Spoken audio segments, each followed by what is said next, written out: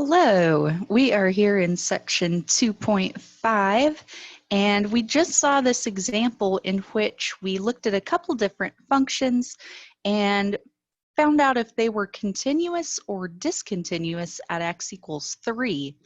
Now, we saw that only one of the three was actually continuous, where the limit and the function value turned out to be the same. The other two functions were discontinuous for different reasons. Either the function value didn't exist or the function value didn't match up to the limit value. So that caused a discontinuity. Now, speaking of discontinuities, what we're going to look at in this video is how to classify the different types of discontinuities. Because since discontinuities can happen in more than one way, there are different types of these and they get called by different names. So to start out, we're going to make a flowchart here. And to start out, we're going to write just what a discontinuity is in general. Okay.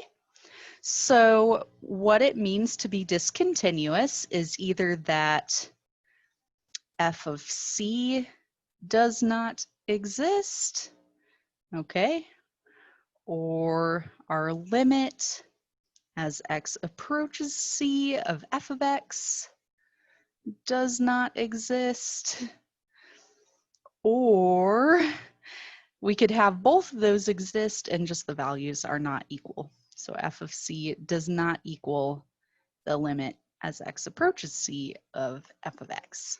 Okay, if any one of those three things is true, then we have a discontinuity there. All right, so that's our overarching definition or classification for just a discontinuity in general. Now, from that, there stem two main types of discontinuities. One of these is removable. Okay, so a removable discontinuity. And in contrast, the other type is non-removable.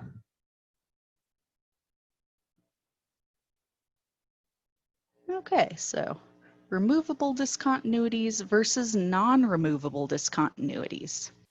Okay, so we're going to look at the removable type here. Now, removable is a discontinuity that essentially can be removed from the function easily. Algebraically, what this usually looks like is that the factor causing the discontinuity,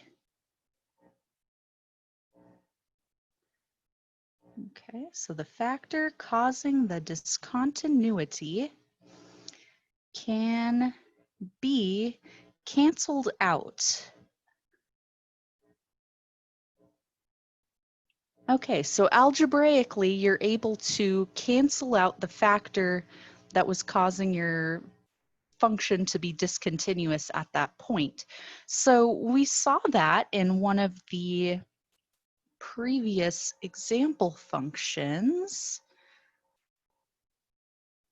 Yeah, this discontinuity that we were looking at here at x equals 3, we're actually looking at a removable discontinuity here, because notice in the process of taking our limit right here, we did some factor and canceling. We factored and then canceled out the factor x minus 3. All right, that's what was causing an issue or a discontinuity for us in the original like f of x function. Okay, so we were able to remove that factor and eventually remove the discontinuity. So these often show up as a hole in the graph, just like we saw in that previous example, hole in the graph. And now, how I really like to think about the removable discontinuities And the idea of removing them is that the function can essentially be like repaired.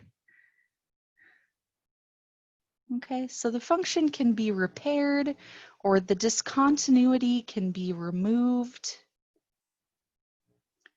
by properly defining f of c.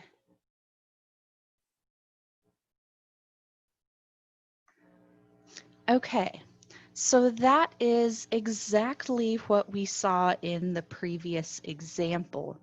So our kind of basic function here, the x squared minus 9 over x minus 3, it was discontinuous because of the undefined f of 3, causing that hole in the graph there.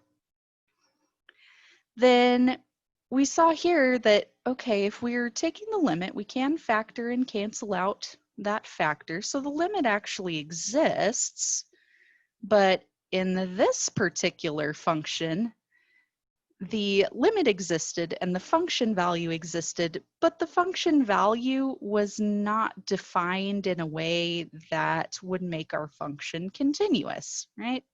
The limit was at 6 and then the function value was at 7, and so that didn't really take care of our discontinuity. It was still a discontinuous function. But when we properly defined the function value in this third part here, we defined f of 3 to be 6 in this function, and that removed the discontinuity. By doing that, we ended up getting a continuous function. So that, whoops, that definition of f of 3 equals 6 filled in the hole in the graph and made the function value actually match the limit value. So it removed the discontinuous part. It's like if you imagine a discontinuity as, say, a pothole in the road, and that makes your road discontinuous. There's an issue there. If you properly patch the road or the function, you can remove the pothole and make things nice and smooth and continuous again. So that's the idea behind a removable discontinuity. Okay, so I'll just put that little sketch here, kind of a hole in the road for you, to remind you how we fix these. If we define f of c, whoops, there went my function. If we define f of c to not be like, you don't want to fill in the pothole over here or something, that's not where the hole is. If you define f of c to fill in that hole, that will remove your discontinuity. Okay, so that's removable. Now the non-removable type, as you can guess, is not going to be so easy to fix. So the non-removable discontinuities cannot be repaired or removed without totally changing the function. Okay, totally changing f of x, let's say. Because, yeah, with the removable discontinuities, we didn't really have to change our function a whole heck of a lot. We just had to define one new value. We changed it from f of 3 equals 7 to f of 3 equals 6, and that fixed things. So not really changing a whole lot there. The non-removable type would be a lot more difficult to repair. You would have to basically come up with a whole different function. And there are three main types of these. Okay, the first one is called an infinite discontinuity.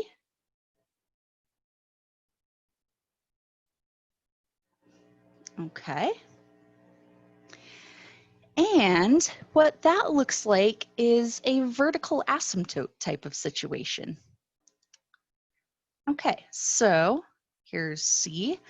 If we have say a vertical asymptote at C, and our function is doing something like this. All right, f of C is undefined, and we can't really just define a single point for the value of f of C and like fix that function and make it not discontinuous. It's going off towards infinity, so we can't really repair that easily. And even if, like, you know, your asymptote was doing something like this, that'd be almost even harder to repair. One piece is going one way, one piece is going the other way. It can get pretty crazy. So that type would be an infinite discontinuity. Okay. Now the next type of non-removable discontinuity is called a jump discontinuity. Let me make this a little more compact here. Jump discontinuity.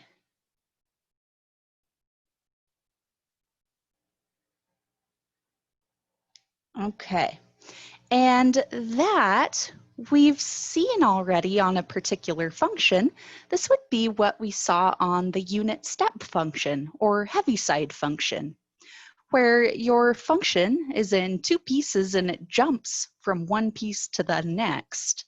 So a jump discontinuity might look something like this. Let me draw it a little smaller. Okay, it might look something like this. Here's C, and part of your function, a piece of it comes in and does something like this. All right, there's f of C, that's the filled in point right there.